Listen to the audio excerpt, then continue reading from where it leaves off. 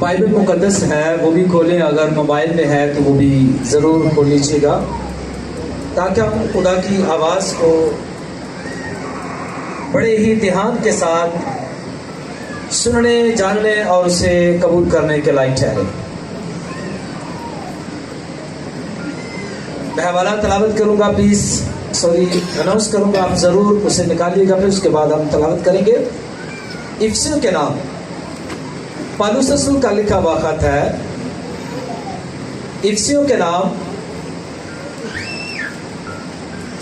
पौलुस रसूल का लिखा हुआ खत, उसका 6वां बाब और उसकी पहली आयत से तलावत करूंगा, सुनिएगा। पहली आयत से, ऐ फर्जंदो खुदावंद में अपने माँ बाप के फर्माबरदार रहो, क्योंकि ये वाजिब है अपने बाप की और माँ की इज्जत कर। ये पहला हुक्म है जिसके साथ वादा भी है, ताकि तेरा भला हो और तेरी उम्र जमीन पर दराज हो। चौथी आयत से, और ऐ औलाद वालो तुम अपने फर्जंदों को गुस्सा न दिलाओ, बल्कि खुदावंद की तरफ से तरबियत और नसीहत दे देकर उनकी परवरिश करो। कलामे मुकद्दस का पढ़ा सुना जाना हम सबके लिए वाइस से बरकत ठहरे। आमीन। सब तशरीफ रखें। खुदावंद यीशु मसीह के कदूस, रहीम, शफीक और बड़े ही खूबसूरत नाम में तमाम हाजिर को सलाम। मैं रिक्वेस्ट करूंगा बड़े ध्यान से खुदा की आवाज को सुनेगा। और बड़ा आज का खास मौजू है जिस पर हम आज गौर करने वाले हैं। बाइबल मुकद्दस का ये हिस्सा जो तलावत किया गया है, और आप सब जानते हैं कि आज एक खास डे है पूरी दुनिया में जो मनाया जा रहा है। और वो कौन सा डे है? हाँ जी, मदर्स डे। और कई हमारी ऐसी माएँ हैं जिनको शायद अभी भी समझ नहीं है कि मदर दुनिया की ये क्या होती है, और ये माँ को इंग्लिश में मदर कहा जाता है। तो ये माँओं का दिन है जिसमें पूरी दुनिया में इस वक्त जिसको खुदा ने ये खास रिश्ते से नवाजा है, और आज उस खास रिश्ते को याद किया जा रहा है। बेशक हमें तो हर रोज याद करना चाहिए, हर वक्त याद करना चाहिए, लेकिन तो भी मौका है कि जो शायद पूरे साल में याद नहीं करते, आज उनके लिए मौका वो भी याद कर सके। तो इसलिए आज का जो मजमून है, बेशक हर एक रिश्ता जो है वो बहुत अहमियत रखता है। हर एक रिश्ता बड़ी अहमियत रखता है, और बाइबल मुकद्दस में हर एक रिश्ते को बड़ी अहमियत दी गई है। रिश्ता कायनात में रहते हुए, जमीन पर रहते हुए जो इंसान का है एक दूसरे के साथ, वो किसी भी तरह का रिश्ता क्यों नहीं, याद रखना कि ये हमारे जिंदा खुदा की तरफ से हर रिश्ता है। लेकिन अफसोस है कि ये कहना पड़ता है कई दफा कुछ लोग कुछ मखसूस से रिश्तों को बड़ी अहमियत देते हैं। शायद शादी के बाद सिर्फ और सिर्फ एक शौहर और बीवी का साइज समझते हैं यही एक रिश्ता, और इसके अलावा कोई रिश्ता नहीं है। लेकिन याद रखना कि अगर और रिश्ते हैं तो तब ये भी रिश्ता है, तो अगर ये रिश्ता है तो फिर दूसरे रिश्ते भी हैं। इसलिए हर एक रिश्ता, जिसे मैं उंगलियों पर गिनना चाहूं तो काफी लंबी लिस्ट चली जाएगी, लेकिन टाइम नहीं, आप सब समझदार हैं। किसी भी तरह का जमीन पर हमारा जो रिलेशन है, हमारा रिश्ता, जो बाप दादा भाव दीगर जो भी रिश्ते हैं, ये खुदा की तरफ से ये सारे रिश्ते हैं। किसकी तरफ से है? खुदा की तरफ से ये रिश्ते हैं। तो आज जो एक रिश्ता है उस पर भी हम गौर करेंगे, लेकिन सिर्फ एक रिश्ते पर नहीं, मैं दोनों तरफ चलूंगा। और वो मजमून जो आज हमारे दरमियान में है, जो हम सीखेंगे, वो ये है कि बतौर मसीही रिश्तों में संजीदगी बतौर मसीह, यानी कि एक मसीही बेटा एक मसीह बेटी होने के नाते से जब हम मसीहत में हैं, हम क्रिश्चियन हैं, तो इसमें जो आज दो रिश्तों की बात हो रही है और वो है वालिदैन और औलाद। वालिदैन और औलाद, और वालिदैन में से भी सिर्फ आज हम उसमें से एक रिश्ता जिसमें माँ है और बच्चे, इस पर हम थोड़ी देर के लिए गौर करेंगे। और इन दोनों रिश्तों में आज थोड़ी देर के लिए हम संजीदगी पर बातचीत करेंगे, क्योंकि अगर खुदा ने कोई रिश्ता दिया है तो उस पर संजीदगी ही नहीं है तो उस रिश्ते की क्या अहमियत। कोई भी रिश्ता है उसमें हम संजीदा नहीं है तो उस रिश्ते की वो जो पहचान है वो नहीं है, उस रिश्ते की कदर कीमत नहीं है, और उस रिश्ते के तरफ से जो फायदा है उसे हम नहीं हासिल कर पाएंगे। इसलिए जो खुदा ने रिश्तों में से एक रिश्ता जो ये दिया है माँ और औलाद का, आज हम थोड़ी देर के लिए इस पर गौर करेंगे, क्योंकि बहुत सारी दुनिया में हम ऐसे बेटे बेटियां देखते हैं जो शायद अपने इस रिलेशन में, या बहुत सारी माएँ ऐसी हैं जो वो भी शायद संजीदा नहीं है, लेकिन बाइबल मुकद्दस में से बहुत सारे हवाला जात हम पढ़ सकते हैं, सुन सकते हैं, और कई घंटे लेक्चर भी हम ले सकते हैं।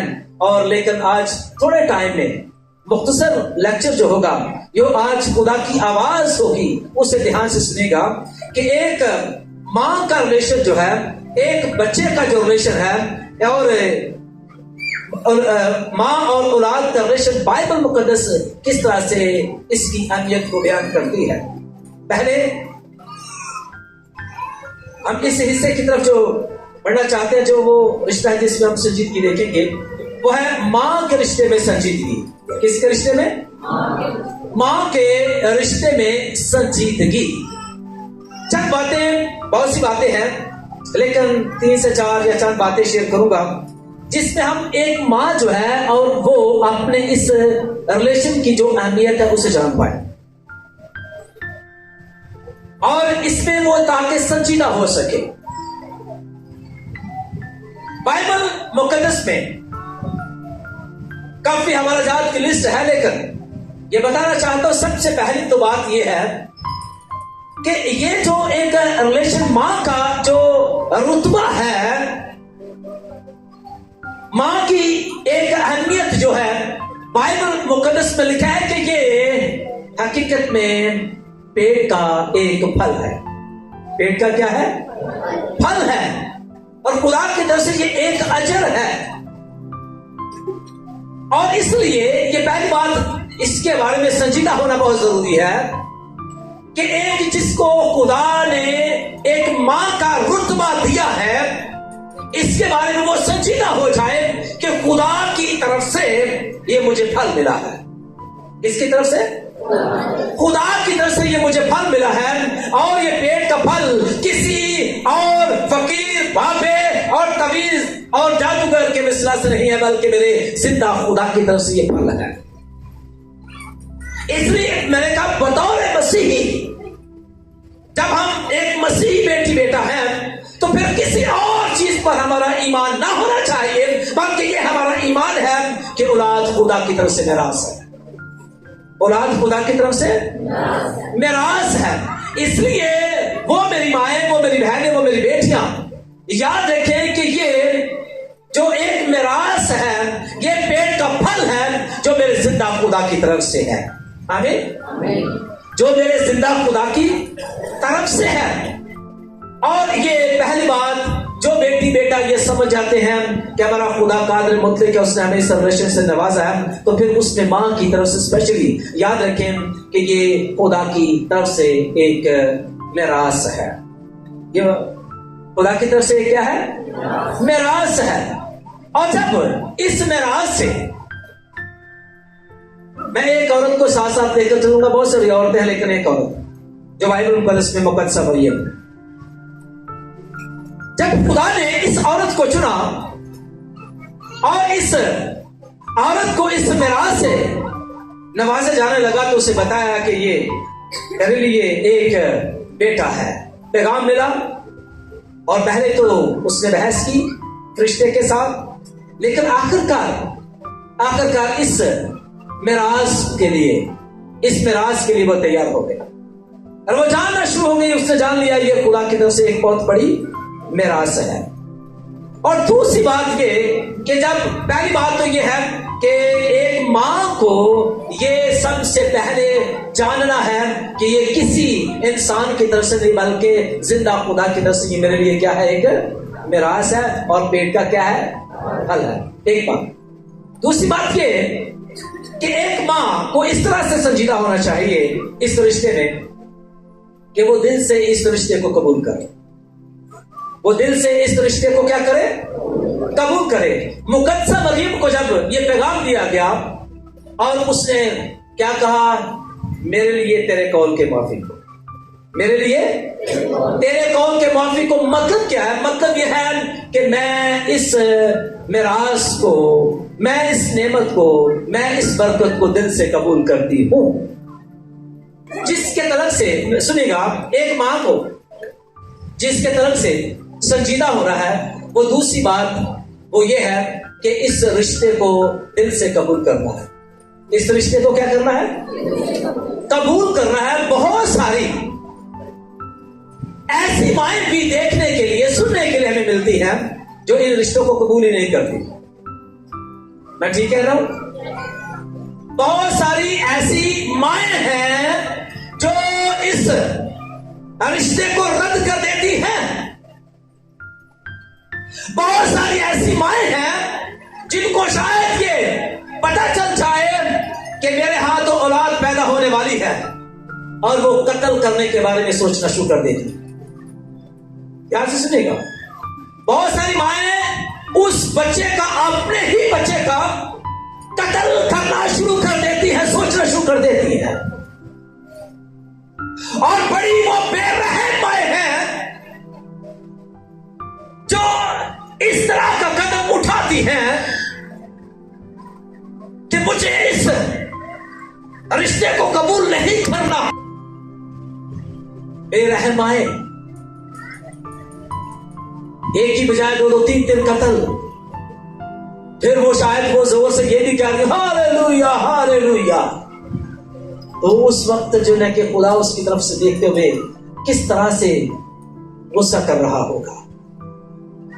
ऐसी माएं भी हैं। इसलिए मैंने कहा, मैं काफी देर से इस पर सोचा जो खुदा ने मुझे दिया कि एक सिर्फ आज माएं सिर्फ यही ना खुश हो कि आज हमें गिफ्ट मिलने वाला है, बच्चे हमें कहेंगे हैप्पी मदर्स डे, लेकिन पहले मैं माओं को थोड़ा मैं चाहता हूं कि उनकी त्वचा ले सकूं।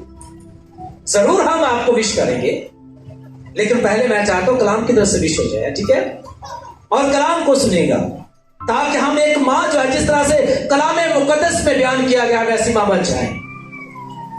एक मां जो है, मैं बता रहा हूं कि एक संजीदा मां कौन सी है बतौर मसीही। वो कौन सी मां है जो संजीदगी का लिबास पहने हुए है? पहली बात क्या है संजीदगी में? पहली बात क्या है? अभी नहीं याद तो बाद में क्या याद रखेंगे?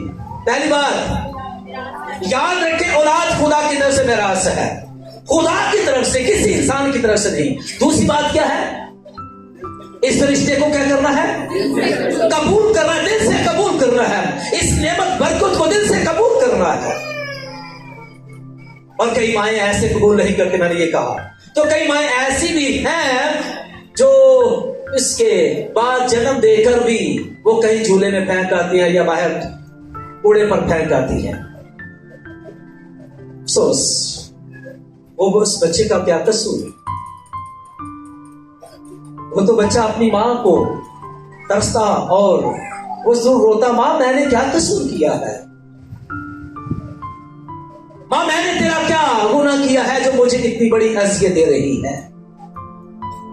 इसलिए याद रखना, बातें बहुत सी हैं, लेकिन मुख्तसर ये कहना चाहता हूं, ये संजीदा एक मां बन जाए जो मसीही मां होती है, उसकी बात कर रहा हूं।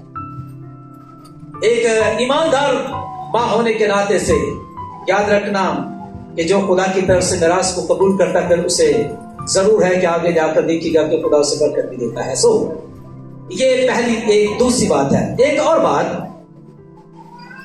जो हम लेंगे सरजीत जी के तरफ से, शुक्रगुजारी करने वाली मां। कैसे? शुक्रगुजारी करने वाली मां। एक संजीदा मां का बरकत मां अपने बच्चों के लिए, अपनी बेटी अपने बेटे के लिए रोल मॉडल एक मां जो है वो शुक्रगुजारी करने वाली मां होती है। कैसी होती है? ऐ खुदा बाप, मैं तेरी शुक्रगुजार हूं कि तूने बहुत सी औरतों में से मुझे ये फजल बख्शा है, मुझ पर रहम किया है। मुकद्दसा मरियम क्या करती है? उस रिश्ते को कबूल करते हुए लूका के अंजील दूसरे बाब में देखते हैं तो वो खुदा की बड़ाई कर रही होती है, वो खुदा की हम्द कर रही होती है, वो खुदा की शुक्रगुजारी पेश कर रही होती है। आज माएं शुक्रगुजारी करने की बजाय शायद बच्चों पर लान तान करती ज्यादा नजर आती है। एरे तो जान नहीं छुट दी, मर जाए, ठप जाए, ऐ हो जाए, हो जाए, और इस तरह की हमारी लैंग्वेज होती है। मेरी माओ, मेरी बहनों, मेरी बेटियों, आपने कभी उस बेटी की तरफ, उस मां की तरफ देखकर कभी फील किया जिसके पास ये बरकत नहीं, उसकी क्या हालत है?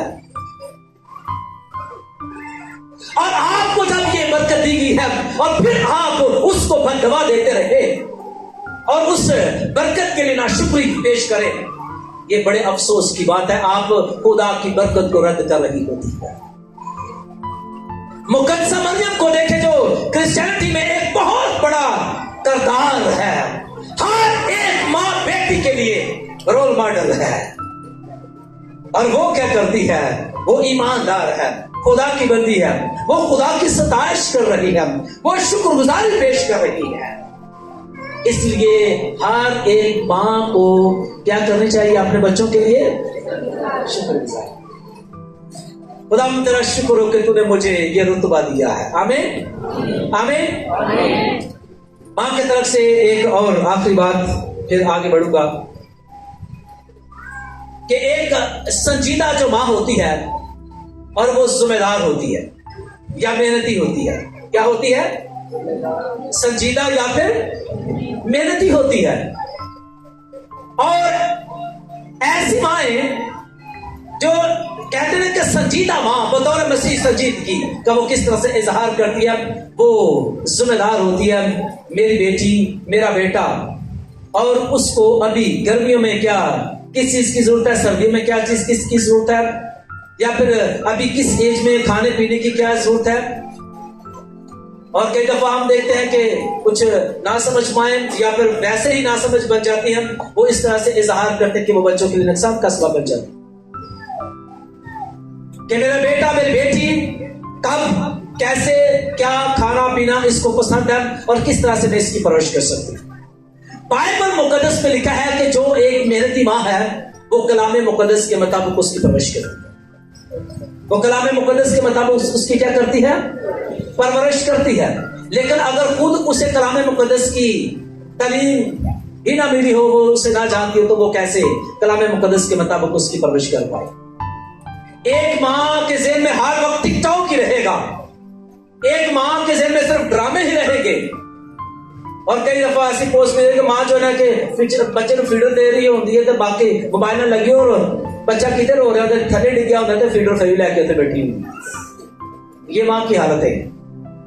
लेकिन एक मां अपने बच्चे के तरफ से परवरिश कलाम मुकद्दस को देखते हुए कि क्या वो हर रोज एक मां खुदा की इज्जत में बैठती और खुदा के साथ वक्त गुजारती और हर रोज बैठकर कलाम मुकद्दस का हिस्सा पढ़ती सुनती है या कि नहीं?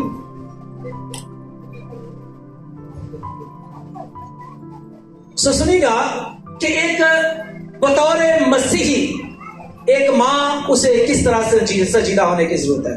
सबसे पहली बात क्या है? माएं प्लीज, सबसे पहली बात क्या है? औलाद खुदा की तरफ से, और दूसरी बात दिल से इस रिलेशन को।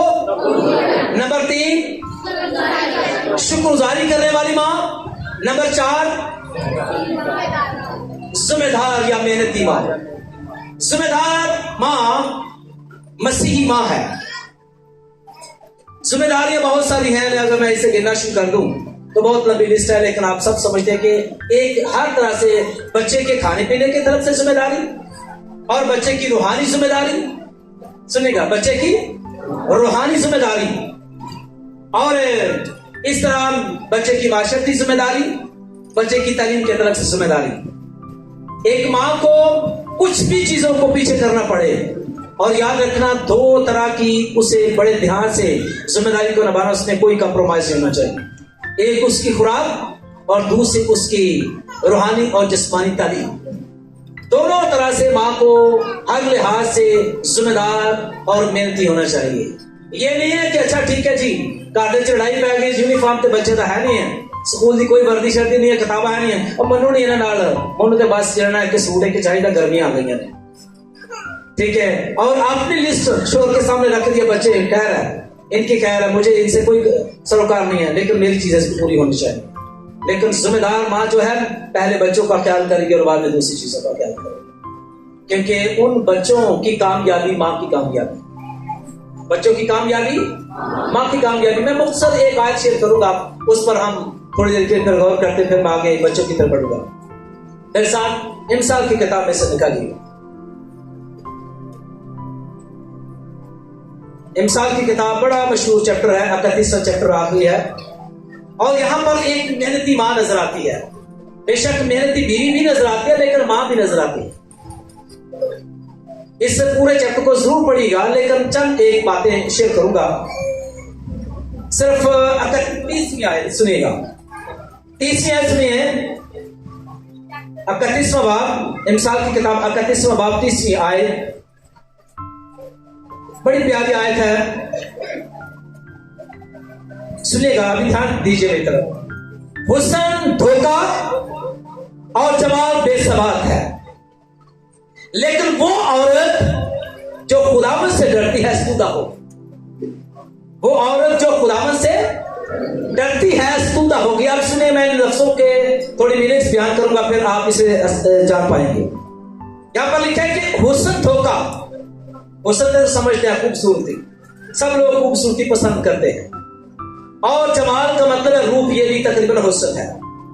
बेसवाल का मतलब है कायम ना रहने वाला, कायम ना रहने वाला, इसलिए हुस्न धोखा और जमाल बेसवाल है। हर शख्स हुस्न को, रूप को पसंद करता है, और स्पेशली खवातीन अपने हुस्न के लिए, अपनी खूबसूरती के लिए।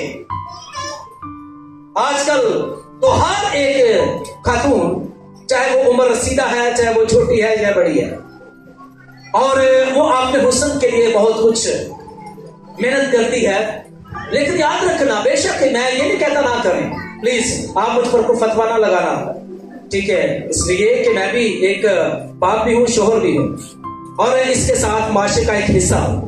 ये हम सब की जरूरत भी है, लेकिन ये नहीं है कि सिर्फ आप इसी, मैं ये कहना चाहता हूँ, ये नहीं कि सिर्फ इसी को आप जुने के फरिश्त में जुने के पहले नंबर पर ले आए, नहीं, बल्कि ये कहना चाहता हूँ, बाइबल ये कहती है कि जो हुस्न है और जो रूप संधार है, और ये धोखा है, ये क्या है, और बेसमात है, यानी कि कभी भी खत्म होने वाला नहीं है। लेकिन बाइबल मुकद्दस कहती है कि फिर कौन सा हुस्न हम लें जो हमेशा रहे, कौन सी खूबसूरती है और जो हमारे चेहरों पर टपकती रहे, जो कभी भी खत्म होने वाली खूबसूरती ना हो, कभी भी खत्म होने वाला हुस्न ना हो। और वो हुस्न क्या है? वो खुदा का डर, खुदा का खौफ है।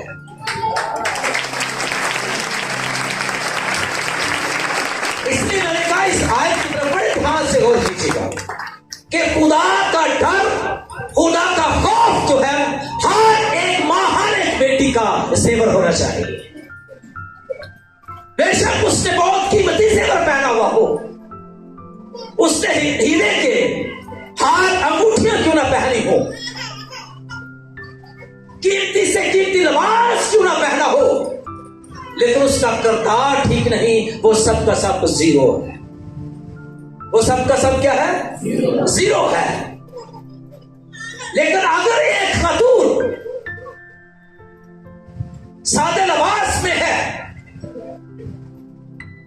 और उसके अंदर खुदा का डर, खुदा का खौफ, वो अपने रिश्ते के बारे में संजीदा, वो जिस भी जगह पर जाएगी और वो उस महफिल का खास एक खूबसूरत हिस्सा बन जाए, वो उस महफिल का मरकजी हिस्सा बन जाएगी। क्यों? इसलिए कि ये तो दुआ करने वाली है, ये खुदा के डर खौफ में रहने वाली है और ये हर एक से प्यार करने वाली है और ये बड़ी अपने बच्चों के तरफ से संजीदा है, अपने शोहर के तरफ से संजीदा है और अपने रिश्तों की पासदारी करना कोई इससे सीखे। ऐसी क्रिश्चियन बेटी, क्रिश्चियन मां होनी चाहिए कि जिसके अंदर खुदा का डर, खुदा का खौफ होगा और वही अपने रिश्तों के साथ संजीदा होगी।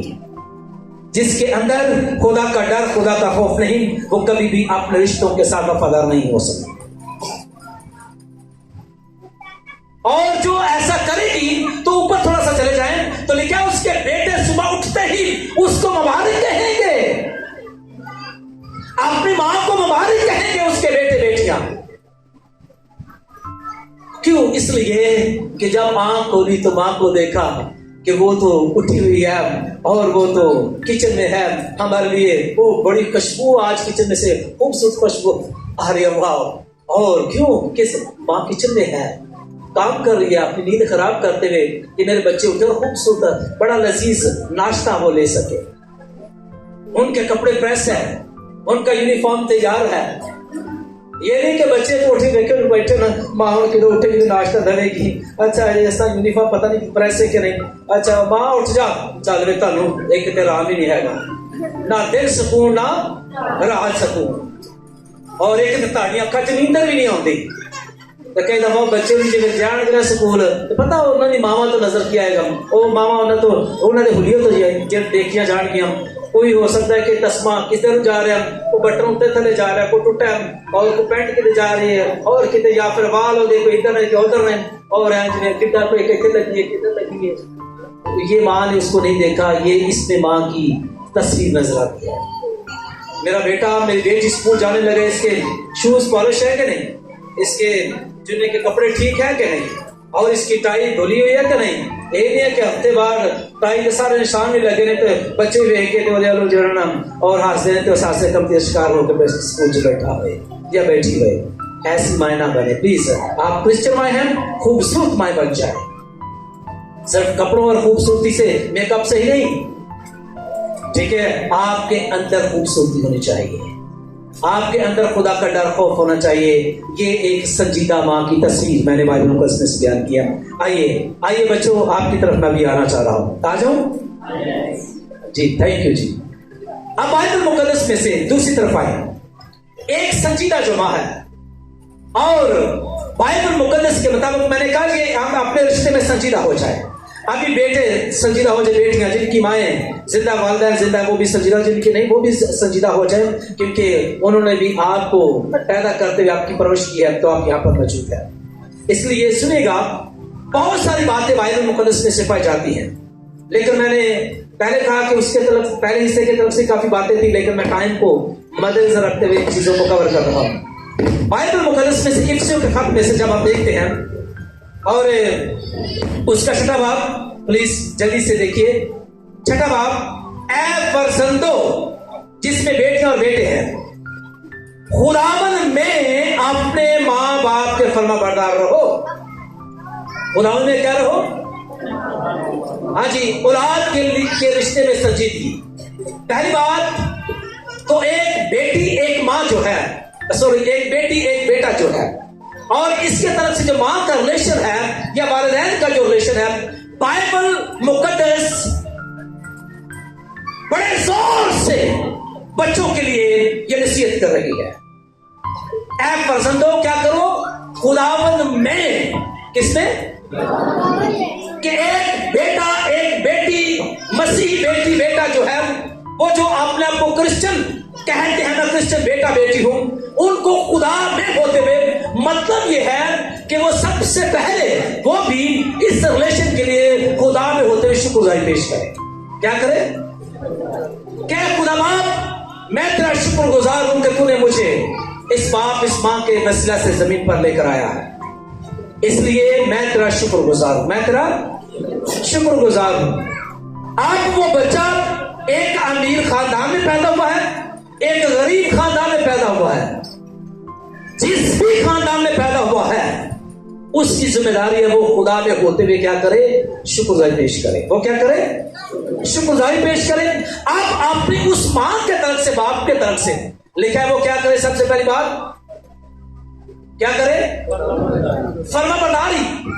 बड़ा मुश्किल है आज के बच्चों के लिए कि मां बाप की क्या करना, फर्मा बरदारी करना, मां की फर्मा बरदारी करना। ये एक संजीदा बच्चे की एक पहचान है कि वो बच्चा अपनी मां अपने बाप इस रिलेशन की तरफ से संजीदा है या कि नहीं, या कि अपने अंदर से पछता रहा है कि मैं एदा बेटा क्यों, एदी बेटी क्यों। कई दफा ऐसे बच्चे ने देखने के सुनने के लिए निकलते हैं, वो अपने अंदर जो ये बात लेकर बैठे हुए होते हैं। लेकिन मैं आपको ये बात बताना चाहता हूं, बेटो सुने मेरी बात को, जिस भी खानदान में खुदा ने आपको पैदा किया है वो खुदा ने पैदा किया, और आप बड़े मुबारक हैं क्योंकि खुदा बेहतर जानता है कि कौन सी रूह किस खानदान में पैदा करती है।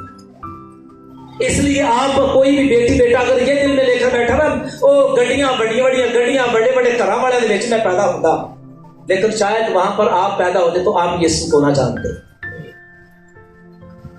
शायद वहां पर आप पैदा हुए होते तो बहुत सारे गुनाह में बंदी में पड़े हुए होते, लेकिन आप एक मसीह घराने में आप मुबारक है कि लिखा खुदावंद में, क्या है, खुदावंद में आप जब जिस भी खानदान में और स्पेशली क्रिश्चियन खानदान में जब आप पैदा हुए हैं, बड़े ही मुबारक लोग हैं क्योंकि आप क्रिश्चियन खानदान का हिस्सा हैं। आमीन। इसलिए अपने खुदा में होते हुए अपनी मां की, अपने बाप की फरमाबरदारी करना ये मेरी और आप लोगों की जिम्मेदारी है। मेरी और आप लोगों की क्या है, जिम्मेदारी है। फरमाबरदारी से मतलब क्या है, हुक्म को रद्द करना, हुक्म को मानना। शाबाश, होते के ना मानना। एक आदेश पता चलता है कि पता नहीं चलता कि आवाज मानना या ना मानना, ठीक है। लेकिन याद रखना, आप क्रिश्चियन बेटे बेटियां खुदावंद में होते हुए मेरी बात को पर सब बच्चे बड़े ध्यान से सुने। अगर आप मसीह बाबरकत संजीदा क्रिश्चियन बेटियां बेटे होना चाहते हैं तो सबसे ये भी जरूरी बात है, सबसे पहले शुक्रगुजारी, और नंबर दो फर्मा बरदारी। नंबर 2 क्या है, फर्मा बरदारी। अपने माँ अपने बाप की फर्मा बरदारी करना। और माँ कई दफा अनपढ़ है, माँ ने बाप ने मेहनत करते करते बच्चों को पढ़ा दिया, तो बाद में माँ को अगर किसी लफ्ज की समझ नहीं आई तो बच्चे उसका मजाक उड़ाते रहते हैं, दूसरे लोगों को बताते रहे साड़ी माँ ने आया कही, साड़ी माँ ने लफ्ज नहीं होता, ਤੁਹਾਡੀ ਮਾਂ ਨੂੰ ਲਫ਼ਜ਼ ਅੱਜ ਇਹ ਨਹੀਂ ਹੁੰਦਾ ਤੇ ਸਟਾਰਟਿੰਗ ਦੇ ਵਿੱਚੋਂ ਤੁਹਾਨੂੰ ਰੋਟੀ ਕਹਿਣਾ ਕਿਨੇ ਸਿਖਾਇਆ ਸੀ, ਉਹ ਭੁੱਲ ਗਏ ਹੋ? स्टार्टिंग में पानी कहना किने सिखाया सी, भूल गए हो? तब तो पता नहीं रोटी की है पानी की है। वो जो मां ने इतने लफ्ज सिखाए हैं, आज उन लफ्जों की कोई अहमियत नहीं है, उस तरबियत की कोई अहमियत नहीं है। आज सिर्फ ये लफ्ज आज उनको नहीं है, तो यहां तक पहुंचाने वाला कौन है? वही तो है जिसे सुबह सुबह आपने आराम को छोड़कर आप लोगों को यहां तक पहुंचाया, तो आज माते में बताइए कैसे अफसोस की बात है। याद रखना बच्चों, जो ऐसे बच्चे अपनी मां का मजाक उड़ाते हैं, बाइबल में लिखा है कि उनका बड़ा बुरा हाल हो जाएगा, बर्बाद हो जाएंगे, कभी और गीद उनका गोश्त खाएंगे और उनकी बुरी हालत हो जाएगी। मां आपकी पढ़ी है या अनपढ़ है, मां की दिल से इज्जत और कदर कीजिए साल के बाद, ठीक है? कब? हर रोज। कैसे? हर रोज अपनी मां की कदर करें, फरमाबरदारी करें, क्योंकि खुदा ने आपको ये रिश्ता दिया। कई ऐसे बच्चे भी हैं पैदा होते उनकी माएँ उनसे जुदा हो जाते, वो माओ का प्यार ही तरसते रहते हैं। कितने मुबारक है कि आपके सर पर माओ का साया है, कि आपकी माँ ने कहां तक आपको पहुंचा दिया है। और आज आप माँ को हर रोज दुख देते रहे नाफरमानी करके, और मां राम नाल बैर कई अफसोस ये कहना पड़ता है, कई ऐसी बेटियां बेटे भी हैं जिनको मैंने खुद ऐसे देखा कि तिया मावा ने बाल पकड़े हुए ने खिंचन रही, ठीक है, और मां की बेटी की गुत मुगुता हो। अफसोस ऐसी बेटियों पर, अफसोस ऐसे बेटों पर कि जो माओ के आगे हाथ उठाकर और माँ को जिन्हें के वो कहते हैं मैं तेनों सबक सिखावांगा। तू की सबक सिखाना है? मेरा मतलब तेनों आप ही सबक देने वाला हो कि माँ की इज्जत, माँ का मकाम क्या है। गलती किससे नहीं हो सकती। आज हम गलती करते रहते तो जब गलती माँ से हो जाए, एक बच्चे शुरू से गलतियां करते आए करते, क्या माँ ने आपको घर से बाहर फेंक दिया?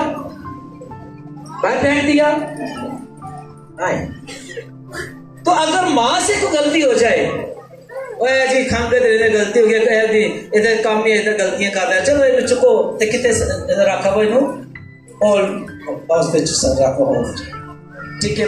यानी कि ऐसी जगह थी जितने सारी जान छुट जावे। माँ ने तो नहीं कहा था छोटे थे इसको छोड़ दो कहीं दूर मेरी नजरों से ले जाओ, उसने नहीं छोड़ा।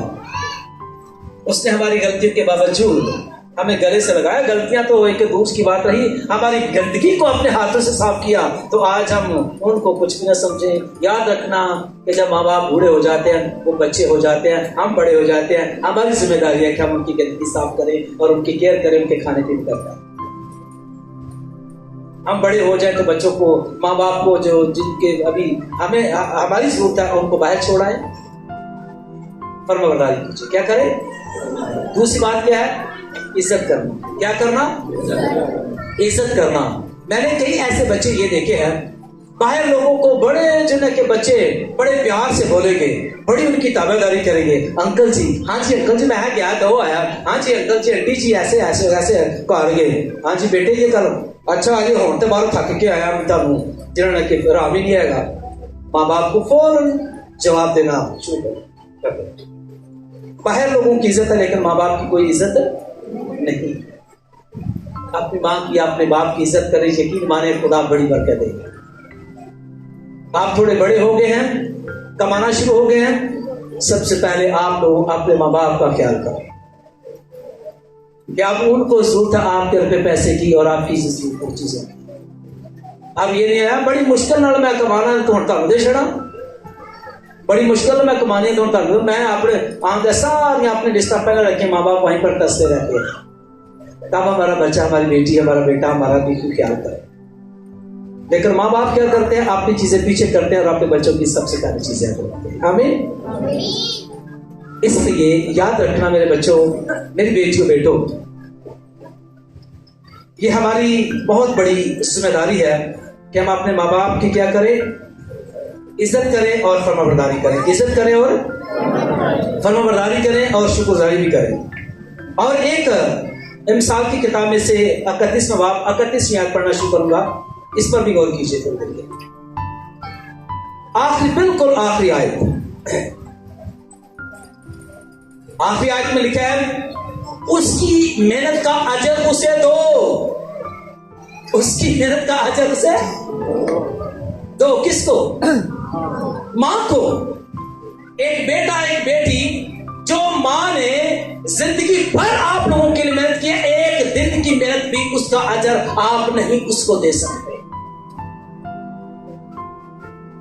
लेकिन तो भी बाइबल में उसमें लिखा है उसका अजर उसे दो। उसका हक है। कैसे उसको अजर दो? उसकी इज्जत करो, उसकी फर्माबरदारी करो, उसका ख्याल करो, उसका अजर उसे दो जो उसने मेहनत की है, जो उसने रात उठ कर आपने एक दफा रोकर माँ माँ बोला है तो माँ फौरन उठ चुकी है और आपको कुछ जगह पर करके गीली जगह पर उठ आ गई है। माँ उठकर अपनी नींद खराब करके आपको फीडर बनाकर दे रही है।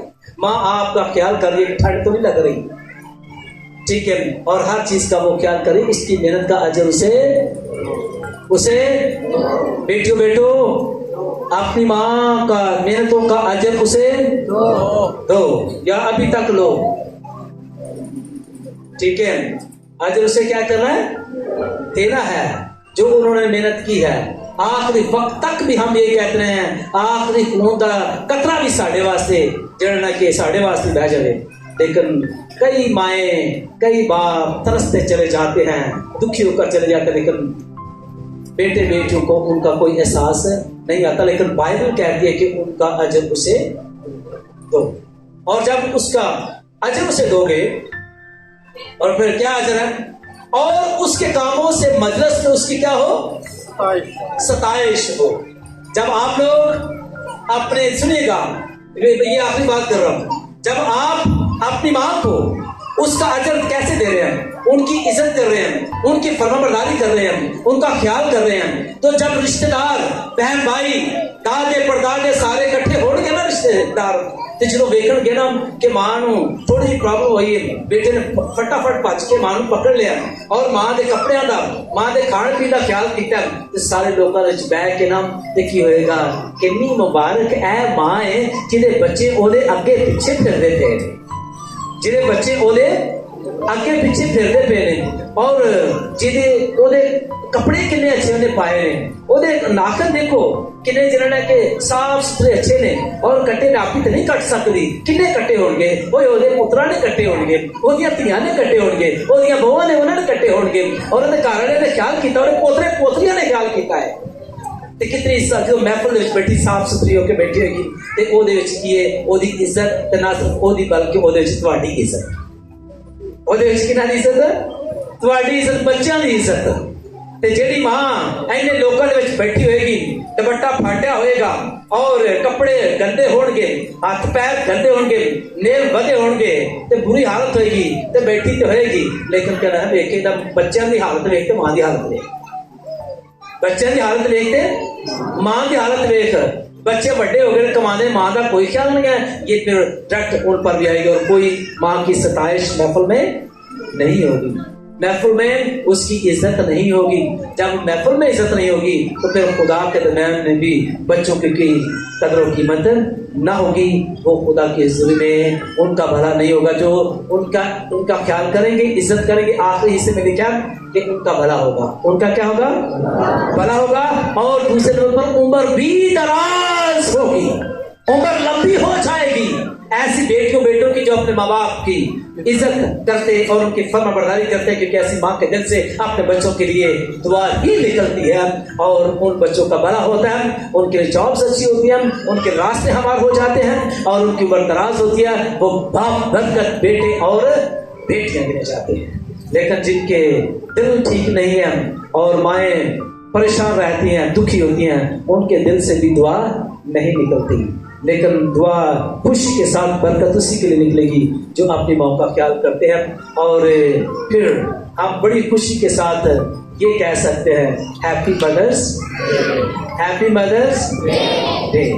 खुदा करे आज बहुत सारी मेरी बेटियां, बहुत सारे मेरे बेटे जो अपनी माँ की इज्जत और फरमाबरदारी में कमजोर हैं, वो आज अपने अंदर इस बात को ले लें कि हाँ, मैं आज तैयार, मुझसे जो गलती खता होगी मैं माफी मांगता हूँ। घर जाकर अपनी माँ के गले लगे, घर जाकर अपनी माँ से प्यार करें, तो मुझसे कोई खता गलती पहले हो चुकी मुझे माफ कर दें, क्योंकि मैं अपना भला चाहता हूँ, मैं अपनी बरदराज चाहती हूँ, और मैं आपकी भी भलाई चाहती हूँ, क्योंकि आप मेरी बरकत है। आप मेरी क्या है, बरकत है। माँ हकीकत में खुदा की तरफ से बरकत है। आप मेरी बरकत है, तो अपनी बरकत को अपने हाथों से जाया न होने दें। आपके घर में बरकत है, आप उनका ख्याल करें, उनकी डांट को सहें, उनके गुस्से को सहें। उनका गुस्सा, उनकी डांट आप लोगों के लिए बरकत है, आप लोगों के लिए बेहतरी है। कभी भी गुस्सा मत कीजिए, बल्कि दिल से उस डांट को ले लीजिए और कबूल करें, हाँ वहाँ ये मेरे लिए बेहतरी की बात है, और काश के ऐसा हो जाए, लेकिन होता ऐसा नहीं है। आप जरूर इन चीज़ों का ख्याल करें। जरूर है कि जब आप बाइबल मुकद्दस के मुताबिक आज इस मजमून को संजीदगी के साथ ले लेंगे, आप बतौर मसीह अपने रिश्ते में संजीदा हो जाएंगे, और खुदा भी आपको बरकत देने के बारे में संजीदा हो जाएगा, और अपना आसमान खोलेगा, और आप मजबूत मसीह बन जाएंगे, माशरे के बड़े खूबसूरत मसीह बेटे बेटियां बन जाएंगे, और बहुत सी रूहों के लिए निजात, बरकत और खुशी का बायस हो सकेंगे, और आप दूसरे लोगों के लिए भी एक रोल मॉडल माँ और बच्चे बन जाएंगे। खुदा मुझे और आप लोगों को इस कलाम के असर से बरकत बख्शे। आमीन।